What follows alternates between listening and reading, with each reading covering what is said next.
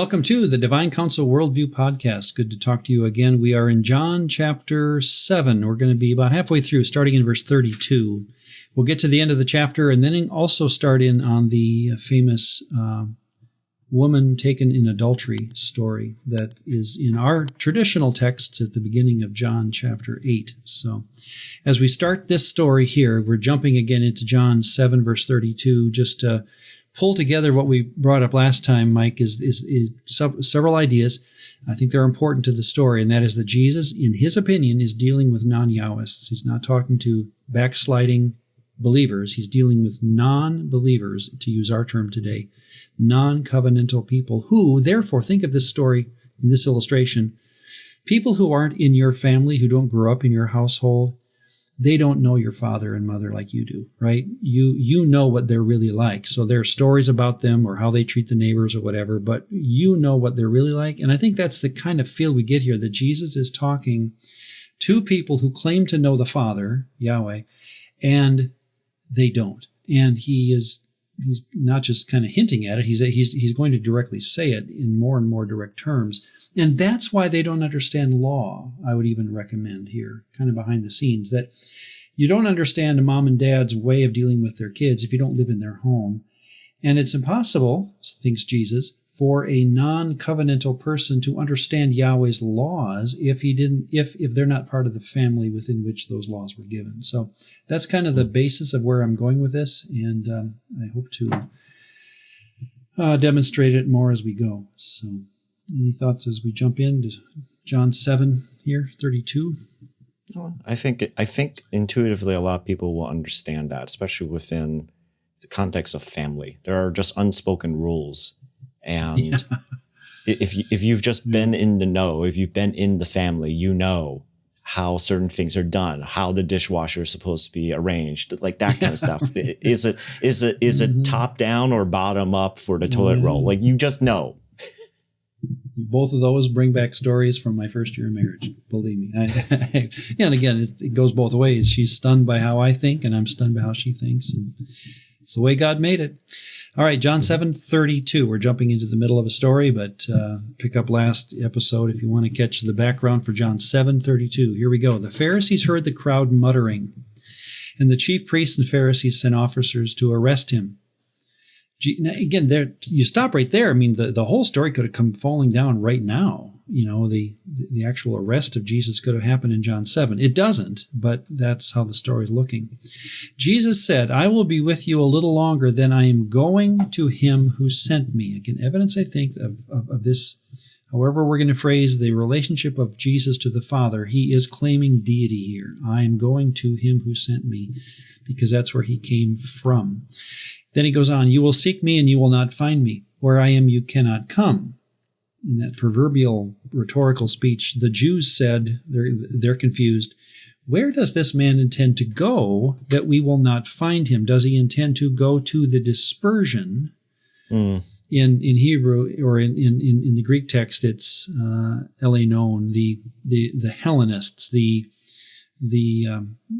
Greeks, I guess you could just say, among the Greeks, and teach them, the dispersion among the Greeks. So that, notice their thought shows that Jesus must have been in the context of talking about law issues. If they're thinking, where's he going? Oh, he's probably going to go to the Greeks. But it's because he's been talking about the issue of the Jewish traditions. And would he be going to the Greeks to talk to them about what he's been talking about? It just shows the context of a lot of Jesus' conversation. Well, Ron, can I point out that the word there, dispersion, it's coming from the Greek word for what I assume now we often would say diaspora.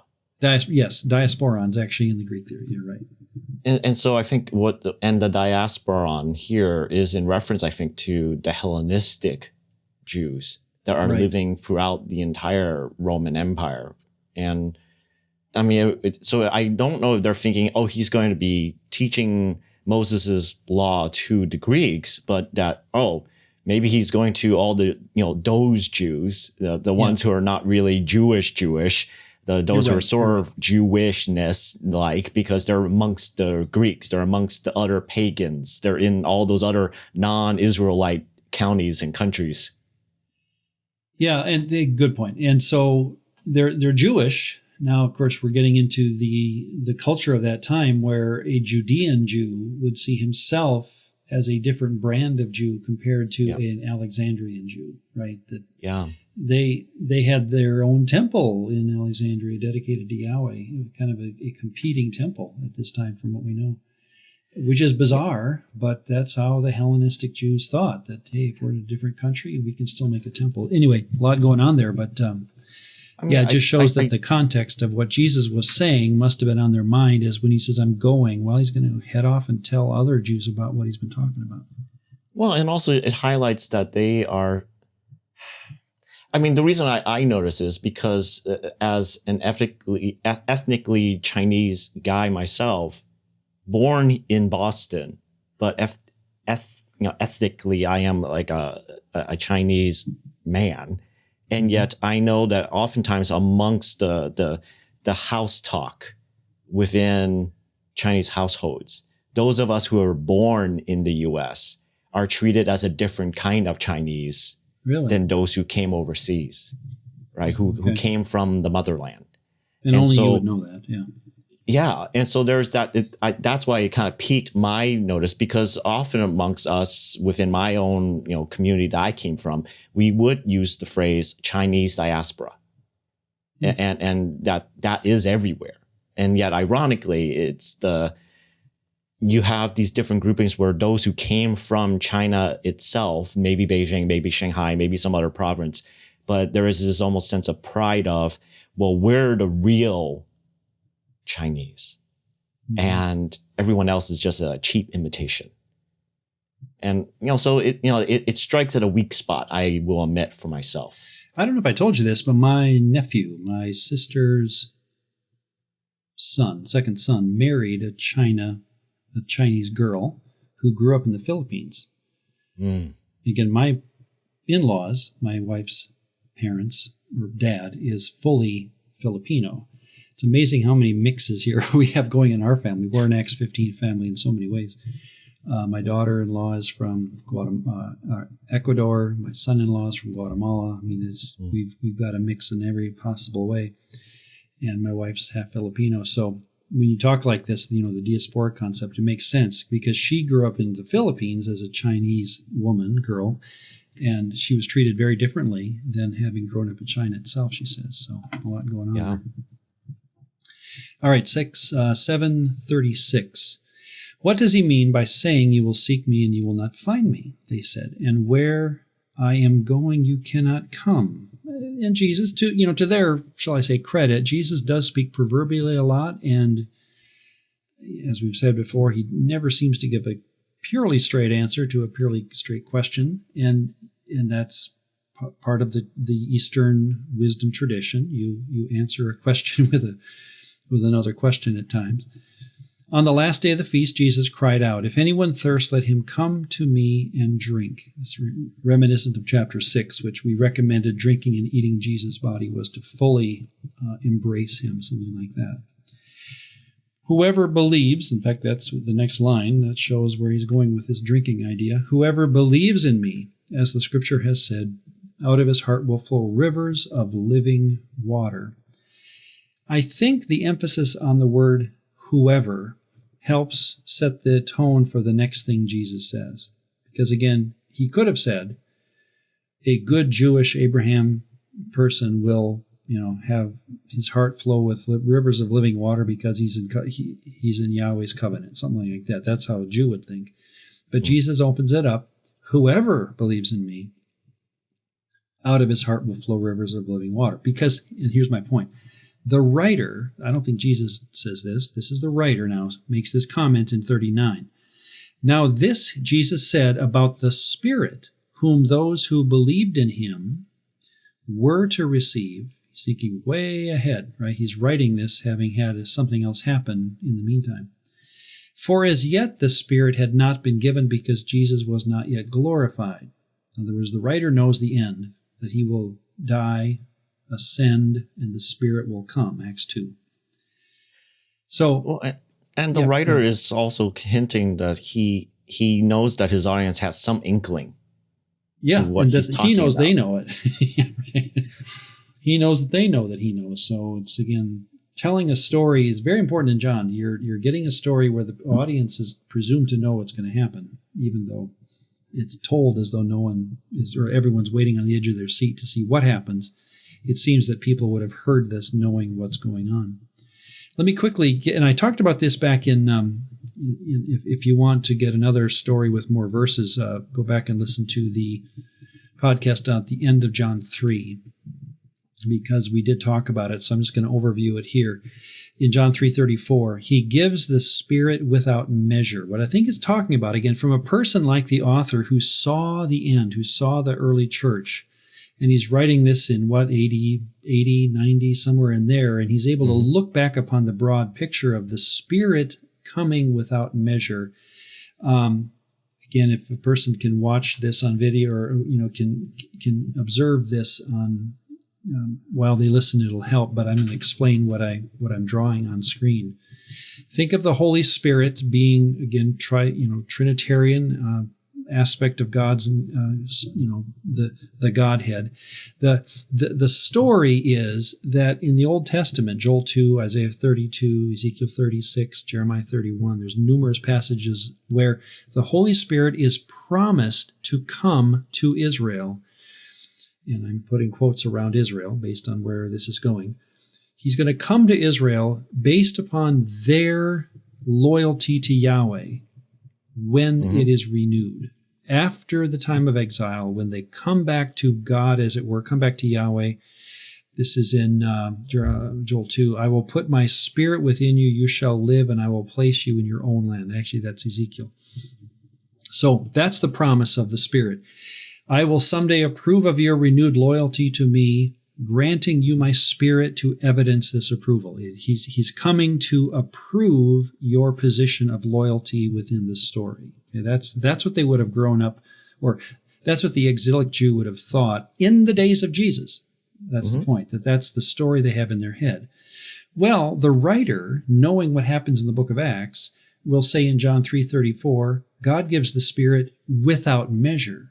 And now he just says in John 7 here, out of his, anyone who believes will have out of his heart flow living water. And this he said because the Spirit had yet not been given, but he's coming, kind of a thing. So that story, again, think ahead in Acts. Here's my call on how Acts works. And to me, this is a DCW kind of idea because it draws left to right. And much of my DCW-ism, if I can speak as a DCW adherent, the way I come to my views is, to me, it's important to watch the biblical story move left to right. And here's how it seems to work. In Acts 2 and Acts 4, Acts 2 verses 3 and 4, and Acts 4:31, the Spirit does come, and remember this, he does come to Jews in both cases. And it's a remarkable experience by all accounts. Acts 2, there's tongues of flame, whatever. And Acts 4 as well. They become bold and they speak in the temple boldly because of this coming of the Spirit. But what happens is, to the shock of Peter and others, is in Acts 10 and Acts 11, it comes to Gentiles. And I think that's the point of the Spirit without qualitative measure. He is coming to anybody who believes, not just what's expected, and that would be the Jewish family. He's coming also to the Gentile.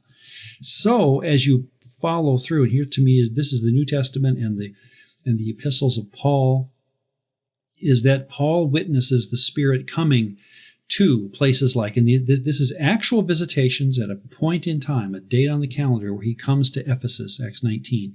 He comes to Corinth. I'm not sure of the date there, probably early 50s. He comes to Philippi, comes to Thessalonica, comes to Rome, even outside of Paul's experience. He wasn't there when it happened, apparently. But as that happens, that Paul sees the Spirit coming, and this is the important thing to my understanding of the story, as he comes, he also sanctifies these groups individually, one at a time. And by sanctify, I mean that he turns this largely Gentile group into a group that can now be in the presence of sacred space because the Holy Spirit has come to them. And that's why we did this in the end of the John story, so I won't do it here, but the verses that Paul, you can pull out of Paul, where the Spirit is sanctifying us. I take those to be visitations of the Holy Spirit on actual groups of people in these local congregations, in these local homes and villas, where you'd think that how in the world can you have Jews and Gentiles living in the same villa or worshiping the same deity in the same villa? Well, you know why? Because the Spirit has come and has sanctified this group and made it possible. So that's Ron. Yeah, go ahead. Just to be a little bit maybe precise with languaging, because you did seem to make it clearer as you were just speaking. But I think just to clarify, it wasn't Paul who was doing the sanctifying. Nope. It was really more of that Paul was observing and then noting and declaring out loud to everyone who was listening. Did you guys just see what happened?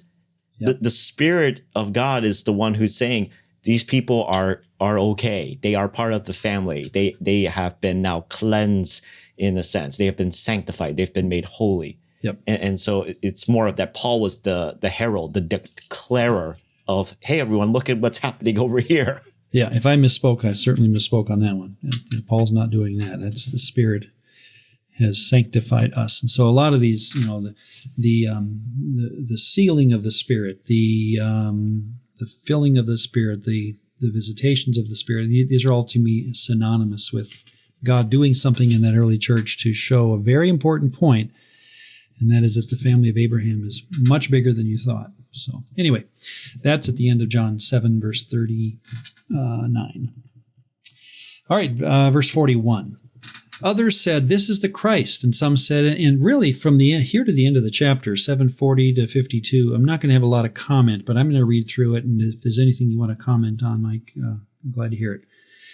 Others said, this is the Christ. But some said, is the Christ to come from Galilee? Has not the Scripture said that the Christ comes from the offspring of David and comes from Bethlehem, the village where David was? And so, again, that's a fair question because he was born in Bethlehem, but he moved to Nazareth, so I can see why people would be a bit curious. So there was a division among the people over him. Some of them wanted to arrest him, but no one laid hands on him. The officers then came to the chief priests and Pharisees, who said to them, why did you not bring him? The officers answered, well, no one ever spoke like this man. I wish I could, how much I would pay to have seen these stories unfold and watch the people be amazed, rightly so, at Jesus' own words. The Pharisees answered them, have you also been deceived? Have any of the authorities of the Pharisees believed in him? And then this interesting phrase, but this crowd that does not know the law is accursed. Again, the feeling that this group of leaders can say of those who are less intelligent than them or less educated, well, they're the accursed ones, kind of gives the sense of being outside the covenant even, but I don't know how serious they were in this. They're just frustrated that some of the people are going against their leadership and believing in Jesus. Interesting then, Nicodemus, remember him, John 3, who had gone to him before, and who was one of them, he's still a Pharisee, said to them, does our law judge a man without first giving him a hearing and learning what he does? They replied, are you from Galilee too? Search and see that no prophet arises from Galilee. And that ends our story of John 7. Nicodemus, from what we know, again, he'll appear in John, 12, becomes a faithful loyalist to Jesus. That's my guess. He will be one to be at the end of Jesus. It's John 19, I think it is, where he is he's a follower of Jesus at the end of his life. So John 3 has a happy ending to it, shall we say, that Nicodemus, who comes to him by night, he may have even been righteous before he came to Jesus. We're not sure of his standing, because Jesus treats him as a loyalist, and as we talked about that during that podcast. But anyway, here he is at the middle of Jesus' life, or middle of his ministry, defending Jesus in front of his own leaders. So, well, and it's also interesting is that the question he asks his own clique, essentially, was, does our law judge a man without first giving him a hearing and learning what he does? And the irony is that whole entire episode of John 3 is him doing it very quietly, very secretly at night, going to Jesus, hearing and learning about Jesus, about what he does and who he is. And so that's the irony, is that he himself practiced what he believed that their own teachings, their own laws were supposed to, encourage, do this. And yet his own people are essentially dismissive of the very, very authentic searching that their own laws were actually supposed to encourage. Good point. We move to chapter 8, and it's actually the last verse of 7:53. Everyone went to his own house. But let's go to 8:1. Jesus went to the Mount of Olives. Early in the morning, he came again to the temple, just a stone's throw. Again, you cross this valley, Kidron. And it would have been a constant traveling back and forth of people between the Mount of Olives and the temple area. All the people came to him. He sat down and taught them. So think of it, and we're led by the writer to envision this story now happening in front of us. Jesus is sitting surrounded by, a dozen or two people and teaching them, I would guess, about the meaning of law still. This is the place where you talk about law, and he would be talking in terms of Sabbath keeping and unclean foods and all these things that are so shocking to the Jewish mind. And here's what happens. The scribes and Pharisees brought a woman who had been caught in adultery and placed her in the midst. Teacher, they said, this woman has been caught in the act of adultery. Obviously, the story went before this one that is curious enough, but we'll just jump in where we are. We have to stop, though, and ask, and I think this is part of a DCW, that you are so committed to the text of Scripture.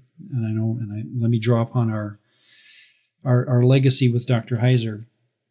When I go back to our teaching days together, we were on a Bible faculty together, and it was just us two. For 1 year at this Bible college, it was me and Mike. And so we'd have fun just dividing out the courses every year, saying, okay, what do you want to teach?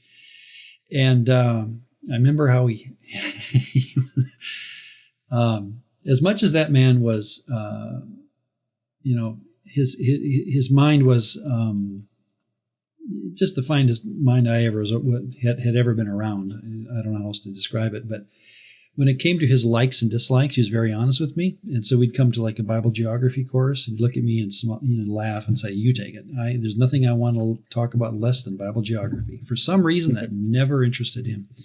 But the other side, when we came to textual things, or Old Testament specifically, and that's why I'm bringing this up now, when it came to exegesis things and the text of Scripture, he wanted it. And I was happy to work. I was the chairman, supposedly. And so I was the one who had to turn in the final list to my academic dean. But I just remember this, how he longed to talk about the text. That was his thing, and God bless him for that. And that's why here's the question. Is this story of the woman taken in adultery in your Bible? That's a good question, actually. And this would be part of a DCW conversation, because our legacy is built on the importance of the text, right? So let me just read what I have on screen if people would like to follow. The question of whether the story of the woman taken in adultery is original to the Gospel of John is one of the most debated issues in New Testament textual criticism. The earliest and most reliable Greek manuscripts of John omit the passage entirely, and many early church fathers show no awareness of it when commenting on John. That's weird, right? That early church fathers, some of them, and many early texts of John omit the story of John 1:8 through, 11 completely. So I'd say these absences weigh heavily against originality, since the textual tradition is usually reliable in preserving core material. That's how our New Testaments come to us. They are extremely reliably, no two texts agree on everything. The spelling of Capernaum or the use of pronouns, things like that is very different from all the 5,000 texts we have. But generally speaking, we have a solidity when it comes to what core stories are included in our texts that we find. Furthermore, when the story does appear, this is interesting, in later manuscripts, its location, and we're talking about this little pericope, this woman taken in adultery story, first 11 verses of John 8. When we do find it in later manuscript, its location is unstable, sometimes appearing after John 7:36, 7:44, 21:25 at the end of the book, or even as part of Luke's gospel after Luke 21:38. This little story shows up, in other words, at various places within the gospels, including another one, Luke 21, which suggests that this was an independent story before being attached into the book of John. So, despite this evidence, the pericope, here's my opinion again, bears marks of antiquity. Early patristic references indicate that the story was known. Some church fathers talked about it. For example, Didymus the Blind, 4th century, refers to a story remarkably close to this one. And again, they don't say John 8 in the early church fathers. They don't have any of those chapter divisions. But anyway, he tells a story much like this. And some Western manuscripts, some older ones, like the Codex Bezae, contain it.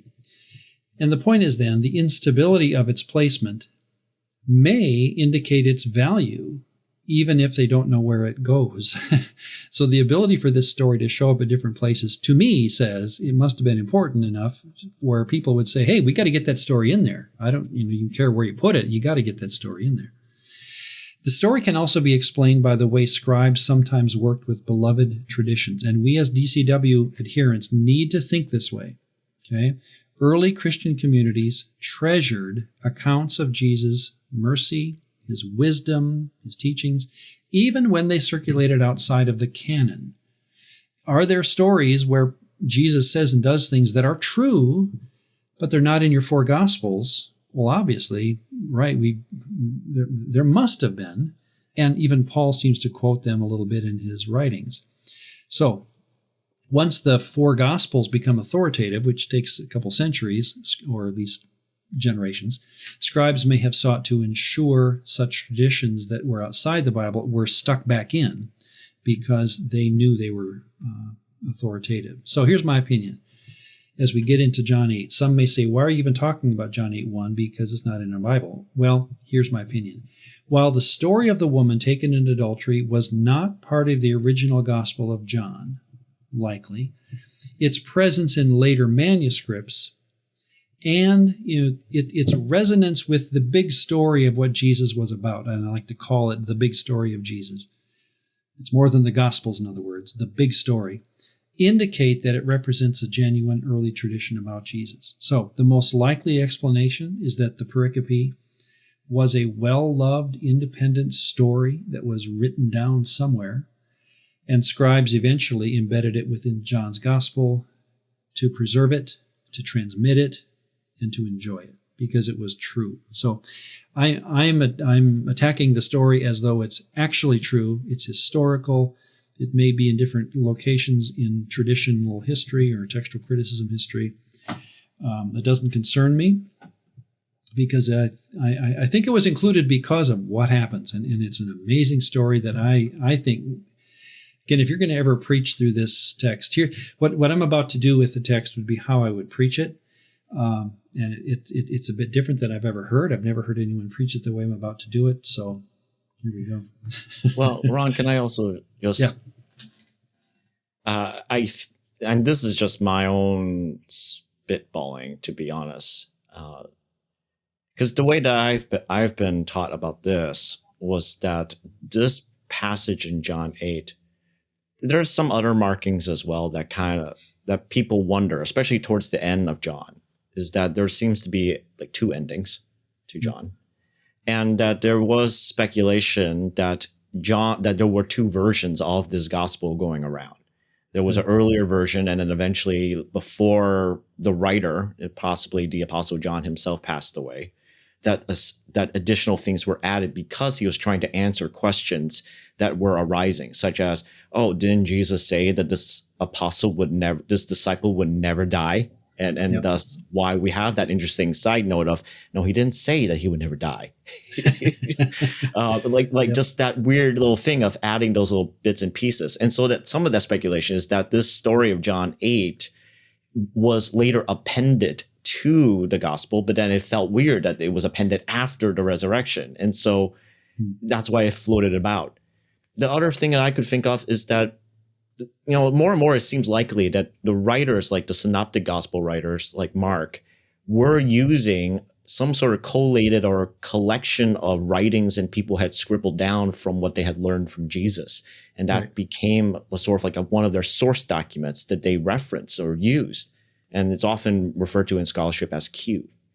Right. And we don't have Q. It's just that we have this weird kind of echoing of, well, Matthew and Mark seem very similar. Matthew and Luke have similar stories. Is it possible they're drawing from a centralized source?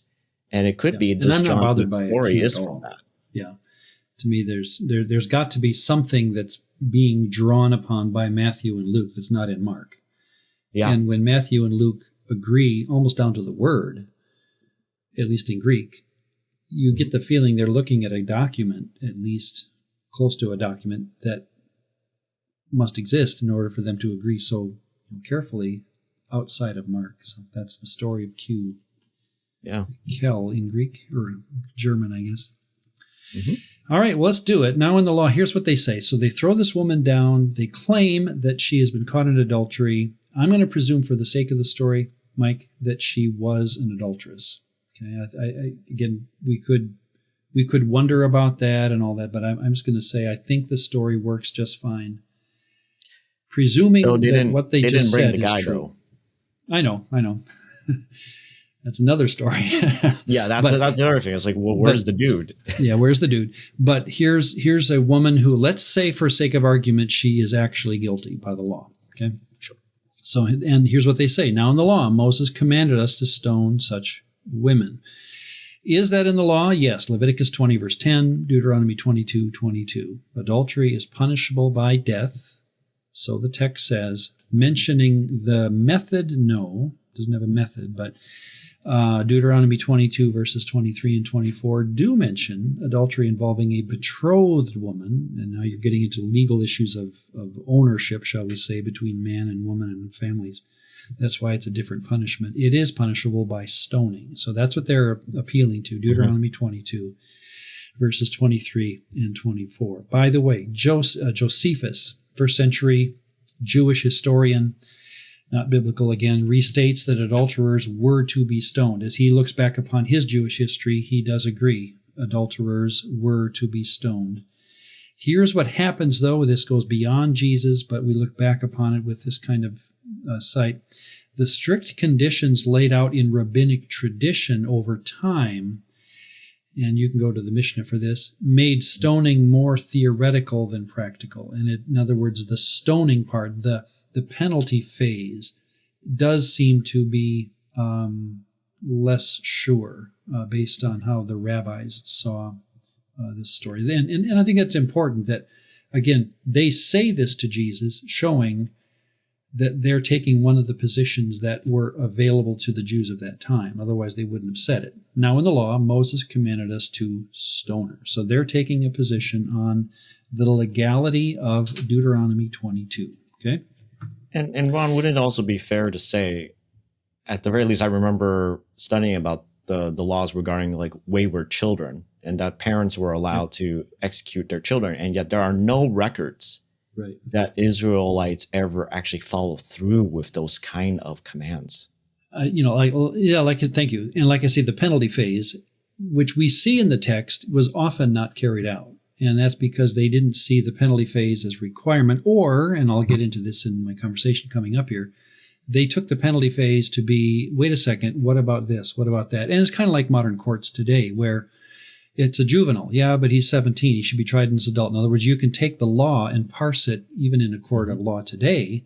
And that's the kind of thing they were doing even back then. So essentially the judgment, the actual act of judgment is left to the discretion of the executor. You mean the penalty phase? Yeah, the penalty phase. So in other words, like, yes, technically the law says that we are supposed to do this to the person. And yet in the end, the person who's left to execute has to use their own judgment of whether this is actually the proper way of course. True. And that's why they started by saying, now in the law, Moses commanded us to stone her. In other words, they're saying, we have a piece of law here that we're taking the position she deserves to die. Yeah. And what's important is the next thing that happens. So what do you say? This they said. Here's the writer kind of digging in, saying, now remember, folks, as you hear this they said to test him. to bring a charge against him. It shows that before this story ever happened, and I think the placement in John 8 in the text is fine. It's right after a lot of conversation about the meaning of law. How does God want law to be interpreted? And now here's a classic example of it. They throw her down and say, again, for sake of argument, let's say she is guilty. She broke Deuteronomy 22. They take the position, well, here's the test. I'm holding up a scroll that says she needs to die. Yet, we've heard you talk in terms of the intent of law. Or Hezekiah, I wonder if Jesus ever brought this one up. Hezekiah prayed to Yahweh and he atoned because of the heart condition of someone. I mean, you can see this setting up of the situation based upon where Jesus would have been talking for months, I think. Okay. But Jesus bent down. Again, he writes on the ground. I've heard so many, here's where the sermonizer can pretty much say whatever he wants. And I've heard it in my history sermons about what Jesus wrote. And I think I'm always sitting in the audience thinking, how do you know that? But for my call, I would say the story is just trying to say Jesus is waiting him out. Waiting him out.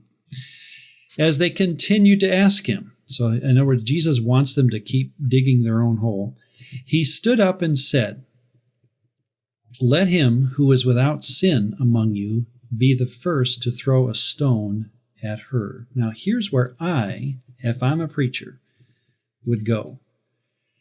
Why did Jesus add to Torah? Because think of what he just did here. Okay, he stands up. Let him who is without sin among you be the first to throw a stone at her. In other words, that's not in Torah. But, okay, so, and again, for the person who can watch this, I am giving, and they're all good, I'm giving examples of modern day commentators who talk about this. Because to me, this is a big question that I would want to think about as an audience member if I was hearing a sermon on this. Why did Jesus stand up and then add to the story, or say, okay, let's do it this way, which is not even appealing to Torah? D.A. Carson would recommend in his Pillar New Testament commentary that he didn't abrogate Mosaic law, but he is adding a qualifier, quote, without sin, or he's reframing the issue. If the witnesses themselves are guilty of the same or related sins, possibly, they are disqualified from fulfilling that role. So this is Carson. Jesus is not discarding the law. He's not really adding to it either. He's tightening its evidentiary standards. That's fine. It's a good idea, and I'm not debating with these statements as I show them to you. Craig Keener, in his 2-volume, which I really enjoy Keener's John commentary, he interprets Jesus' rule as an act of, interesting, prophetic midrash, exposing hypocrisy. The prophets often confronted Israel with charges of inconsistency. So when the prophets did it, Jesus is simply replaying that tape. Condemning others while being guilty themselves, Isaiah 1, Jeremiah 7, Ezekiel 16. So Jesus, in Keener's opinion, adopts this posture. The law condemns adultery, but those wielding the law are themselves compromised because they're guilty as well. So there's a new rule, yes, but it's simply unmasking their unfitness, he says, to act as God's agents of judgment. Again, Keener is very worth our time. Raymond Brown, in the Old Anchor Bible commentary on John, he calls it Jesus' move is theological rather than strictly legal. He dramatizes his response, dramatizes God's mercy. I'm going to move on to Schnackenberg, yes, in his commentary. And I think this, again, there's wisdom in this. He reads the saying as a rhetorical strategy. Remember, they're trying to trap him. And as soon as you put Jesus in a trap, don't expect him to necessarily act by logical rules. He's going to get out of a trap by entrapping the next person over. In other words, it's a rhetorical way to avoid the trap. If he condones stoning, he contradicts Roman law because you can't stone on your own, so Rome said. But if he forbids stoning, he contradicts Moses. So what he does is he makes up a third rail that confuses the audience enough that they walk away. So what he's called a masterful legal evasion. That's fine. Again, Jesus may be doing that. In the Roman Catholic commentary by Maloney, Sacropagina, Francis Maloney, he calls it an ethical radicalization of Torah. And again, it's a good commentary to read. Did you want to comment? Well, I mean, I was just reading Maloney's words here, and I thought that was actually pretty interesting. He's doing a comparison with what Jesus did on the Sermon on the Mount. Yeah. Mm-hmm. Just as in the Sermon on the Mount, Jesus presses beyond literal requirements to its deeper moral intent. Again, that's a good point, and I think put it on the page as a possible understanding. So here's where I drop in behind those commentators, and again, I recommend reading widely as possible on this story. It's fascinating.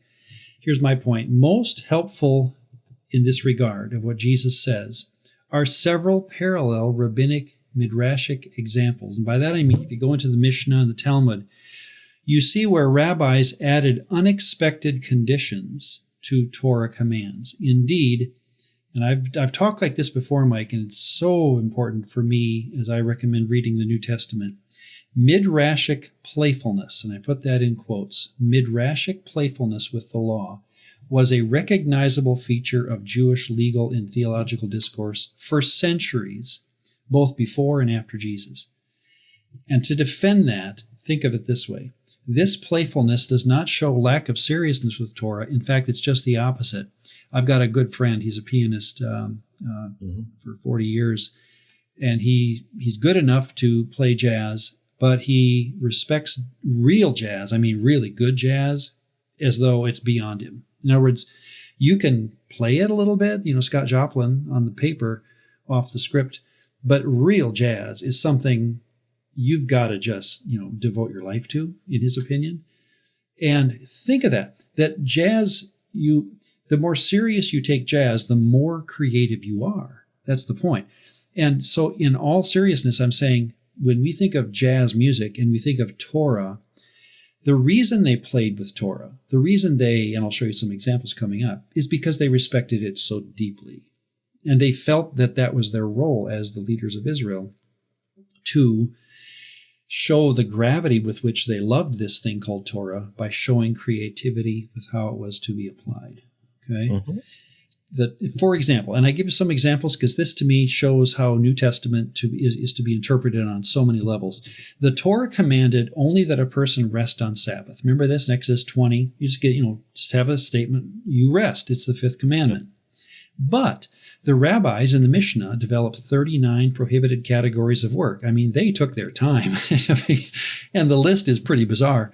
For clarifying what work might mean, these explanations included creative extrapolations such as tying knots, untying knots, combing of one's hair, sweeping a floor. There's all these things you can't do on Sabbath. And this is, as I say here, this is possibly the clearest rabbinic example where extra rules were created to safeguard a general law from indiscriminate interpretation. They put fence laws up so that you would respect the real one. The big law was to be respected by following the 39 smaller ones. And so in their defense, given the story of going into a synagogue today and, the guy tapping me on the shoulder about writing on the Sabbath. And to him, it was kind of a joke that we can't write in public, but we can go home and do it. So that's a Jew admitting that the fence laws can sound ridiculous, but it guards something bigger to them. That's why it's not ridiculous. Okay. Think of this, the Torah, and I think you mentioned this. The Torah called for stoning a persistently rebellious son. The rabbis, however, placed so many qualifications on this son, how old he is, what he had to drink that day, whatever, that the law became virtually unenforceable. This is similar to what Jesus does in our story here, in which a death penalty was effectively suspended by impossible conditions placed upon the accuser. In other words, that's one interpretation. What Jesus is doing is midrashing his way, not from a rebellious son who really shouldn't be killed. He's taking an adulterous woman, and he's trying to get the people to see that we can suspend the death sentence. There's one possibility. One of my favorites is the eye for eye rule. Sounded clear enough, right? An eye for an eye. Well, think about this though, and this they did in the Talmud. What if the offender only had one eye to begin with? Well, that's unfair. So the rabbis argued that literal retribution was not the point. It's not the penalty phase that we're after. It's the, okay, how do we make up for this kind of thing? Yeah. And so they concluded the verse required assessing damages in money. An eye for an eye, that means you repay in money, because now we can have differing levels of payment. They're actually changing the text, the point is, to make it fair. And 98% of me, Mike, I'm in agreement with that.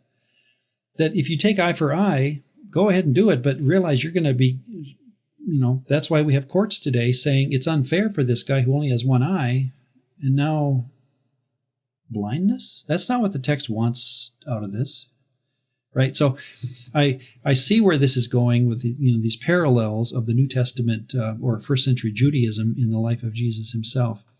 One more. This is my summary then.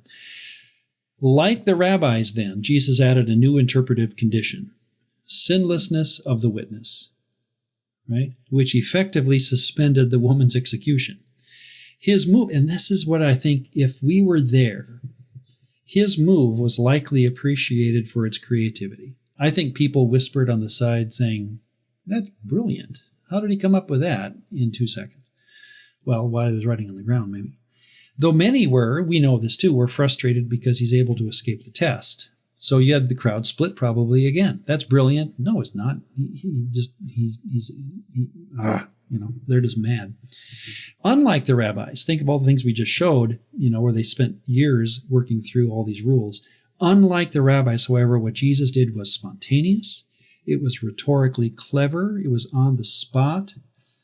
Not a long chain of halakhic reasoning, but a prophetic one-liner that cut to the heart of the legal matter. And I think that's why this story's in our text. Even though it wasn't in John, possibly, it was remembered by John's audience and by other scribes. Hey, remember that story when Jesus came up with that one-liner that just blew away the crowd? So that's why I think, so what I'm doing is both defending Jesus, I'm showing how it gets into our book of John, and that we can have Jesus versus Torah. We can kind of quiet that argument, because Torah to a good first century Jew was about discussing how it should be applied. They were not using word for word in their interpretation. We have that in our history. So Jesus wasn't under the boundary of going word for word, it seems to me. Okay. Well, Ron, I am curious, this is just a thought on my mind. Since you mentioned the Deuteronomy 17:7 reference, I was looking at it. And one of the interesting things that kind of occurred to me was that the verse 6 and 7 of Deuteronomy 17 was very concerned about making sure you don't execute someone just based on one witness, right? True. That was the emphasis of that whole entire section, was to make sure you don't just wantonly just execute someone based on one person's word. We need some integrity. We need some verification. We need to take this with seriousness, that to take a person's life is not trivial. And so, So what I'm seeing with John 8, this episode of what Jesus is doing, him saying that, he or the one who has no sin. It's like, okay, let's make sure there is no ulterior motive. Let's make sure, the heart of what's going on in that passage in Deuteronomy 17 is to ensure you are not having one person with a vendetta taking vengeance on another person in the guise of justice. And that might be it. Thank you. And I would add that to my list of possibilities. What I'm going to be recommending is even beyond that. So just so you're ready. In other words, Jesus could, and I'm appreciative of your point, but I'm going to kind of push back and say, Jesus could have said that. He could have said, well, where's the second witness? Or where's the guy? In other words, he could have gone back to other texts and played this text off this text and so forth, and which is usually how I've heard it preached, that Jesus didn't see let's get into it, because what he says is fascinating to me. And I'm just I'm not saying that I disagree with where you went, Ron. I actually agree with it. I'm just thinking of how what's really interesting about Jesus's methodology is that he's coming down to the actual intention, but not just intention, but the ramifications of what that intention was trying to go for, right? And right. And what's interesting is when you brought up that illustration of jazz, like that, I like jazz, but I definitely am not that jazz. I just constantly keep on remembering that at the beginning of this gospel, the writer says that Jesus essentially is the Word. Mm-hmm. And he, as the Word, is showing, well, this is why we know he can be called and referred to as the Word, because of how well he can handle these words from the scriptures. That this is beyond any, experience that we've seen from other rabbis. He truly is the Word. Right. And may I, again, I'm predicting where I'm going here. I don't think Jesus would say that you and I couldn't have had the same argument that he's about to give too. So yes, he's the Word. He gets to do this, or he is this. I think he would be wishing Peter could have thought of this too.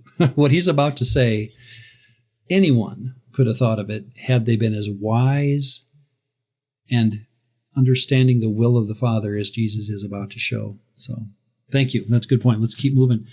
Unlike the rabbi. Okay, yep, we got there. All right, so let's keep moving on the story. As they continue to ask him, so remember, he's down on the ground drawing, and he stands up and says, well, let him who's without sin. Then again, once more, he bends down on the ground. So to me, it's like a mic drop moment. He says this. He knows it's brilliant. Everyone else figures out how brilliant it is as he's simply bending over and pretending not to hear them. When they heard it, 8-9, when they heard it, they went away one by one, beginning with the older ones. Again, my sense would be some are amazed at the wisdom of this non-rabbi to come up with a classic statement that really gets to the heart of the issue. And some were so mad they didn't know what to do, and they were afraid to throw the first stone. Whatever. So then Jesus was left alone with the woman standing before him. Jesus stood up and said to her, "Woman, where are they? Has no one condemned you?" She said, "No one, Lord."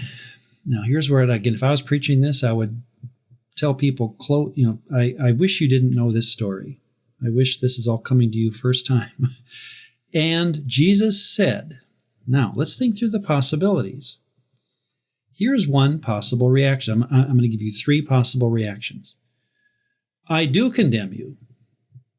I will stone you myself. And he picks up a stone. This is how the text would read.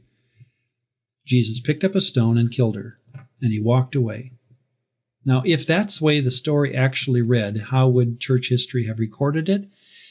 My guess would be, yep, Jesus is here to obey the law. He's strict about that, and he simply showed it this day. Next story.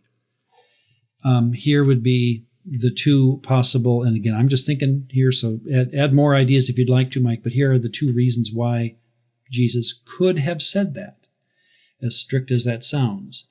Torah condemns you, and I agree with Torah. Again, presume that the story starts with her being guilty.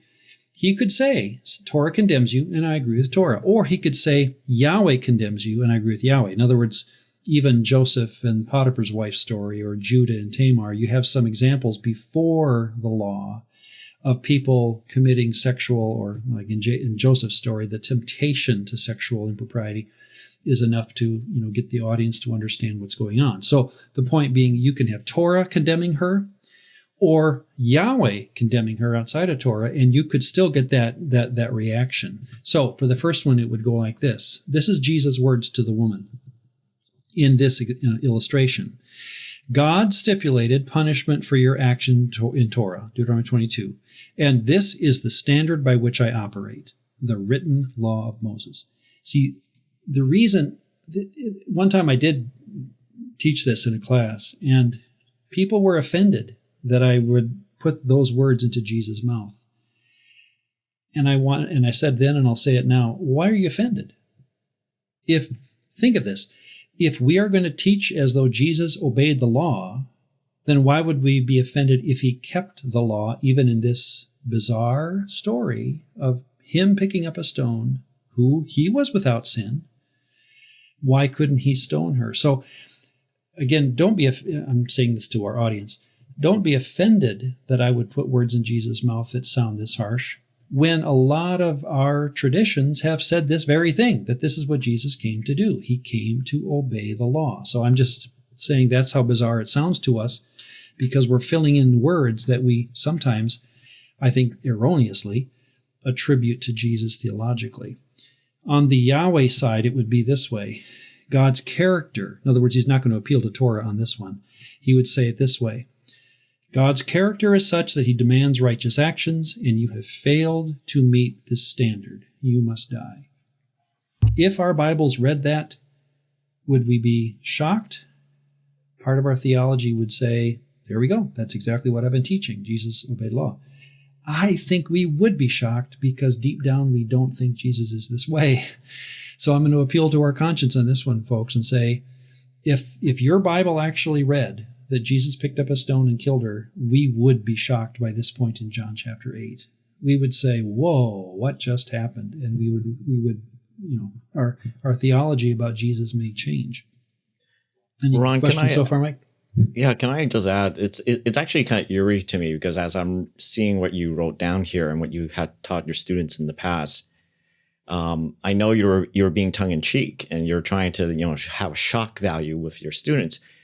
It's weird for me because the last couple of years, it's unverified. I mean, it's not like someone can go into the particular country I'm thinking of and like bring out that version of the Bible and then show everyone. But there have been rumors that there is a particular translation in a particular closed nation where this incident, this story of John 8 had been changed in the ending so that Jesus actually does execute the woman because what she had done had shamed her family, and not just the family, but also society. And so this cannot be allowed to continue. And it was done by apparently the government of changing the story so that it is not about forgiveness or about redemption, but of justice. And thus why this kind of thing is expected within their own society. That's fascinating. It would be, again, if you're preaching this in a congregation, I don't know if you're up to, shocking your audience with this, but it would be interesting to read the story as though, and put these words into John 8 verse whatever. Where are your accusers? Well, in fact, I think I have it on screen here. Yeah.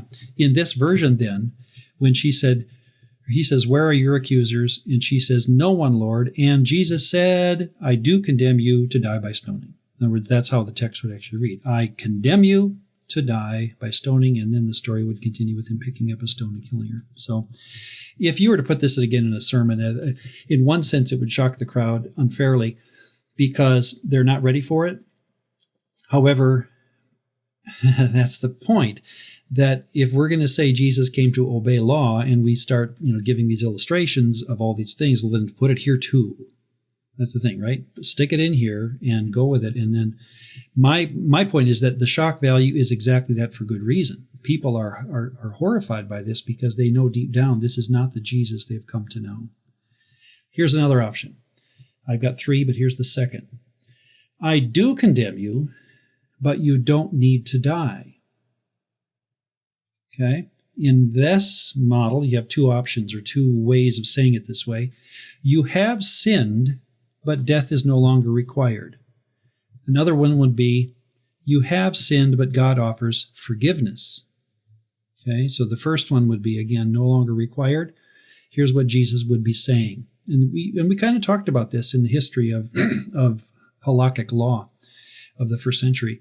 This law, Jesus would say, has been on the books since Moses.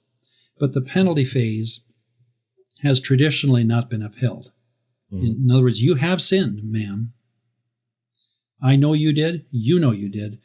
but you're not going to have to die because the penalty phase has simply not been upheld through history, and I'm going to be on that side of the ledger. The other one, you have sinned, but God offers forgiveness. This is very common, I think, in how we intend the story to go. Here are 4 words to put into Jesus' mouth, 4 possibilities. Ready? Moses' law, and this is what he'd say to the woman, Moses' law demands penalty, but your sacrifice, if you wish to do this, could pay the punishment of your sins so that you would not need to die. In other words, he would be telling her, go and sacrifice, take a lamb down to the temple and offer a sacrifice. Or maybe you already did. And now that that sacrifice has been done, you don't need to die.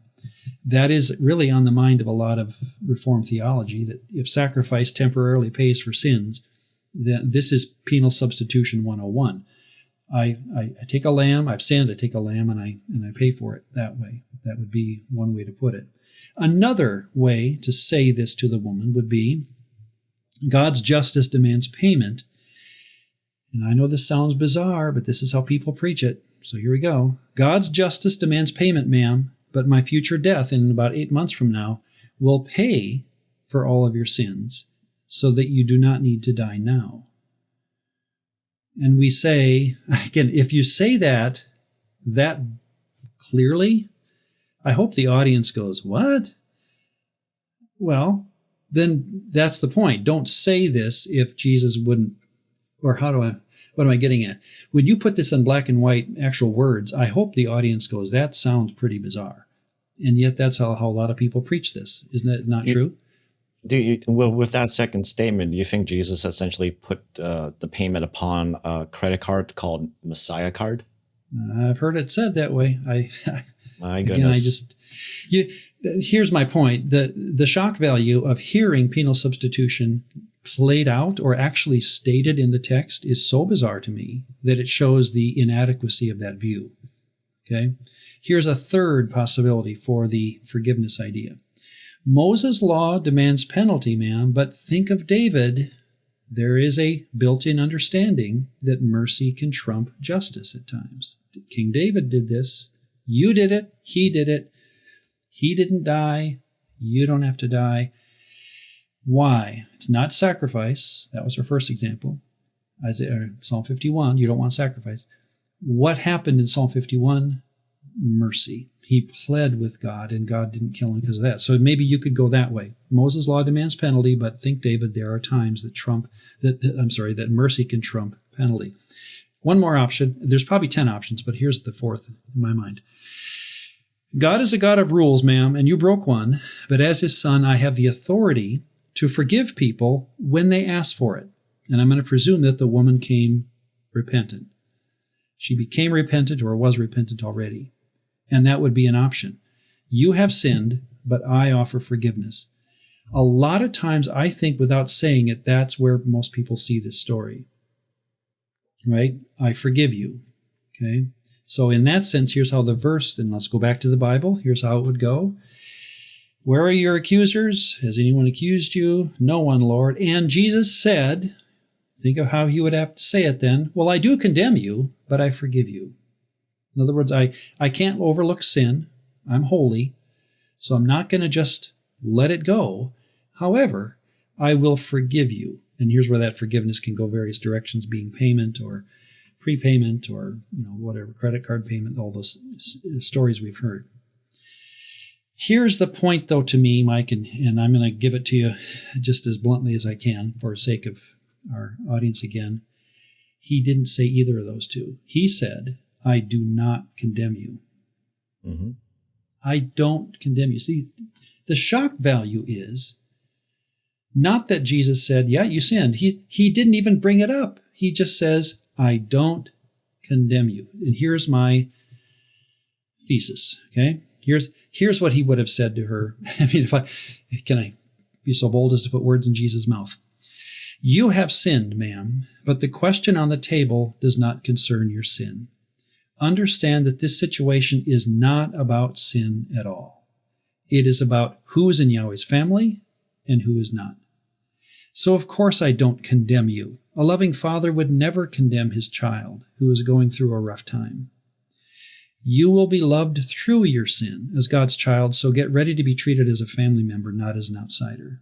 I think that's the general tone with which he explained the situation. I don't condemn you because that's what fathers don't do right now. And so, and how would the story go in the Bible? Here's how it would sound. Where are your condemners? No one, Lord. And Jesus said, I don't condemn you either. That's exactly what he says. Go, and from now on, sin no more. So back to my story. That's how he would have said it. I don't condemn you. Go and sin no more. And here's the words I'd put behind that. To the woman, you have sinned, but you are not condemned. Welcome to God's family, a house you entered not by having your sins forgiven, but by simply placing your loyalty in me and the Father. This means that you are now living in freedom, where you are not judged by what you do. When you sin, and who doesn't, you will be encouraged as God's child to learn from your mistakes and thereby bring honor to this family and to your Heavenly Father. So I don't know how this strikes you, Mike, but I'm aiming an arrow directly at Reformed theology here. And I'm saying, guys, stop it. Stop talking about, well, here's how I'd say it, and I have it on screen. Jesus' reaction teaches that the primary illustration to use when considering salvation is not the law court, but the living room. The woman was given freedom to live a life without sin, not through the forgiveness of guilt, but through membership in a family, where condemnation simply does not exist, because here a person is considered a child, as opposed to an outsider, a neighbor kid, or a sinner, to use the point to be coming up. In other words, neither do I condemn thee, is said because Jesus would look up and say, who said that sin has got anything to do with the question of being in God's family? Who started that story? Well, it turns out it's going to be the medieval church, frankly. And then Lutheranism and Reformed theology just picks up on it and stays on that theme. Jesus would have something to say to us today, Mike. I really think he'd say, guys, stop placing the salvation story within an illustration of a judge and a defendant. The story is one of a living room where a father's talking to a child. Are you in the family or not? How'd you get into the family? It wasn't through forgiveness of sins. It was through belief in me. So in other words, it's just a different version of how you illustrate the entire big story of the Bible. And this story to me screams that, where he can say, neither do I condemn thee. Go and enjoy a life without sin. And to which the woman, I hope, we don't know what happens to her, but my hope would be she stands up and says, this is the most bizarre thing I've ever heard. That I get to be part of a family in which I'm not condemned for what I do. That's all she knew, probably, before this, if that's how you're going to, frame the law. And Jesus is giving her a hug saying, welcome to the family of God. This is how we treat family members. And so, by the way, I do have an illustration in my head of a mom and dad who were sat down by their late teenager daughter and said, Mom and Dad, I'm pregnant. I'm sorry. What do we do? Guess what they did? Exactly the same story. Neither do I condemn thee. We're going to have a child, a granddaughter. We're going to take care of that granddaughter as though it's our own and yours. In other words, love filled the room, not condemnation. Because in that good story, the way that ended, or that's still going, this man knew that family trumps law court. And my point is to bring salvation into the law court storyline. I don't know why we do that. I'm 180 degrees opposed to that. Is that the right way to say it? Or 360 or whatever. And to me, this story grabs it by the neck and shakes it. So anyway, what do you think? Well, I mean, I think I'm definitely in agreement with you that this story is not about salvation, because in the immediacy of the story, it's about the life of a woman, whether she will live or not at the end result of their judgment. And what's interesting is that the way that when it says, I do not condemn you, it really is coming from the Greek Greek lexicon itself, it could be translated as, I do not pronounce judgment. Mm-hmm. I do not pronounce a decision. But then it's very interesting. It's that the imperative, the exhortation essentially is, now go and don't do this again. Like, sin no more. Don't go back into this, right? Like, we're not going to make a declaration. We're not going to make a pronouncement, a judgment. You have another chance. Go and now live differently.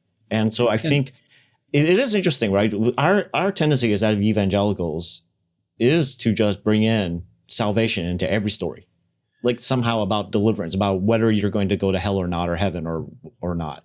And yet the immediacy of this moment is, will this woman lose her life or not? Will Jesus condemn her or not? Yeah, let me push back on that in this sense, that the next, as we keep reading, I think the only way the story works is if this woman is an example of a family member. And here's why. Again, Jesus spoke to, so as soon as he says, go and sin no more, again, he turns to the audience and watch what he says. I am the light of the world.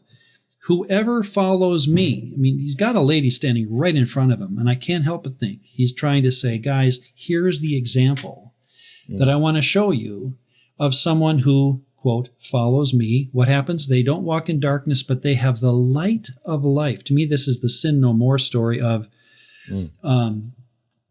this is the beauty of what it's like to sin no more, and that is to have light of life. So for me, John 8:12 does do more than just say, let's not kill her. He's actually, the illustration would be to the people who don't believe in him. And that's, again, the context here. We got a lot of disbelievers or a lot of non-loyalists who are trying to claim loyalty. Here comes a woman she's the classic whoever story, right?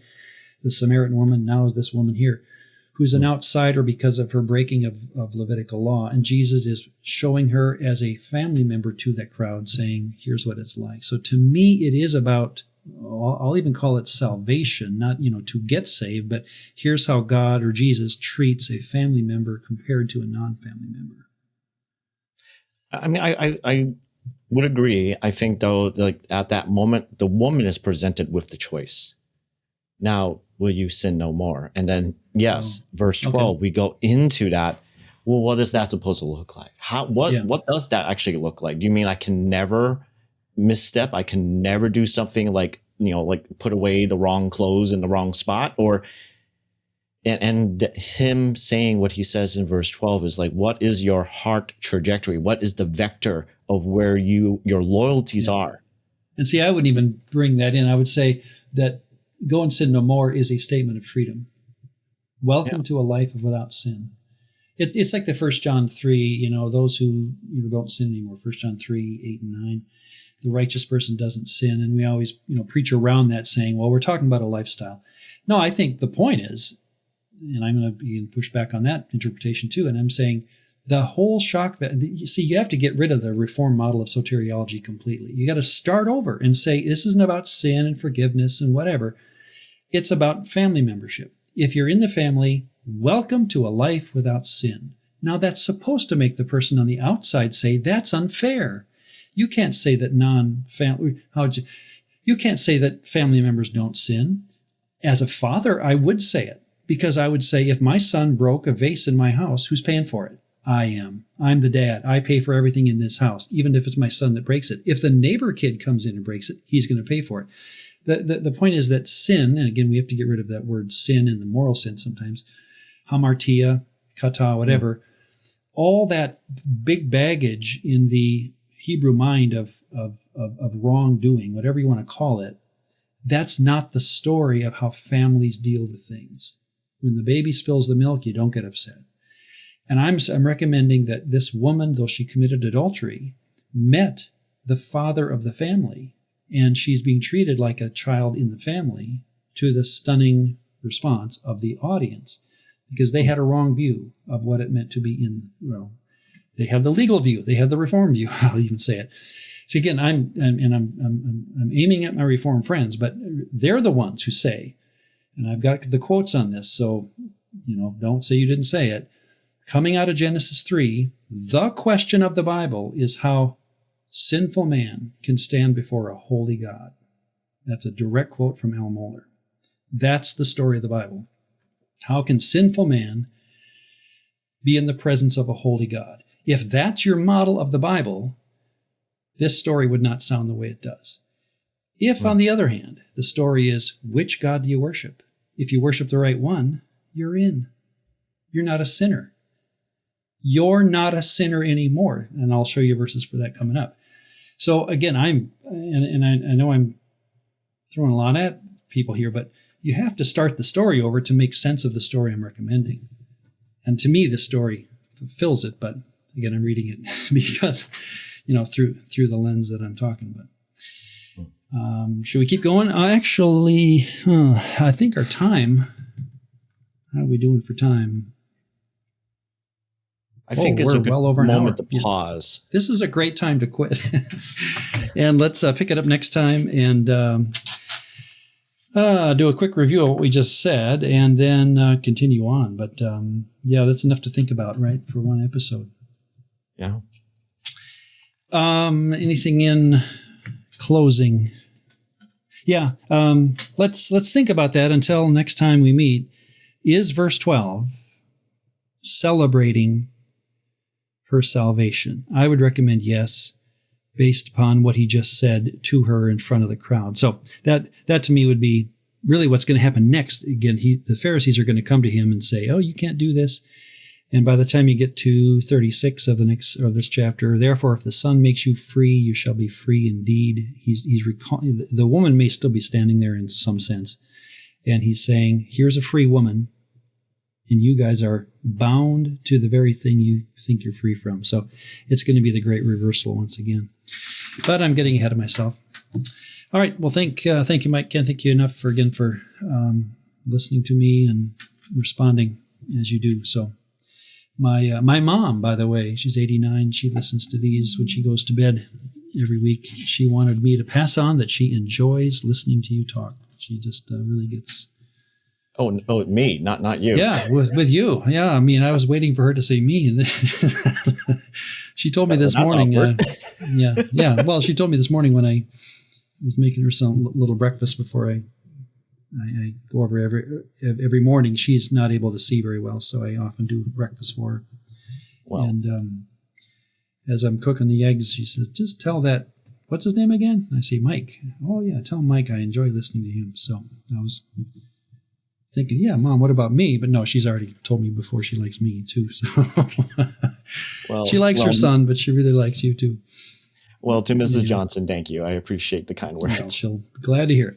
All right. Thank you, everybody. And again, send your questions if you have them. We'd love to get them. We'll be putting together another episode of Q&A well, here's the text. What's the, you give it, Mike. I'm never good with that. The email you can send questions to is questions.dcwp@gmail.com. All right. Thank you, everyone. Have a blessed week, and we'll talk again.